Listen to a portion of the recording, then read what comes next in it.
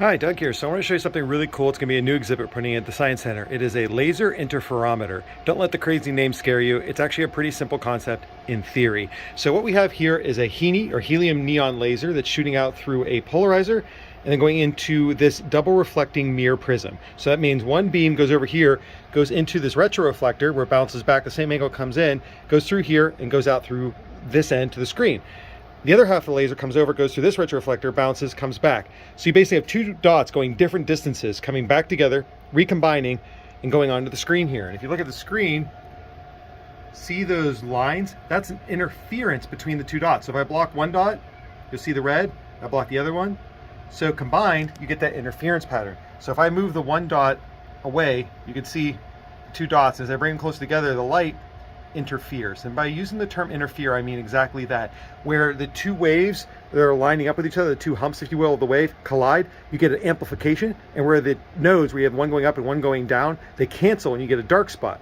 So you're actually seeing a wave interference pattern between the two laser points that are traveling different distances. So how these are actually used, you can measure very precise distances. So let's say you want to know the distance between here and here. You can measure it off the difference in interference between that and a known sample or a known gauge block. Or I can measure the change in space between here, which is how Ligo works, which is the laser interferometer used for gravitational wave research. Much longer too. This one, if I just touch this plate here, you can watch the interference pattern change. And if I hold still, you can see the interference pattern actually wiggling just from the air currents in the room, fluctuating different temperature characteristics of the material. So this will be in our Space Place exhibit, and there's going to be a little thing that will allow a visitor to walk around it, and just their footsteps causes this metal plate to flex just enough, even though this is an optical bench, to change the interference pattern. So this little piece of glass here is again a differencing mirror. So half goes forward, the other half comes over here. I think it's about 10%. Goes over to this optical sensor here that has a coax output.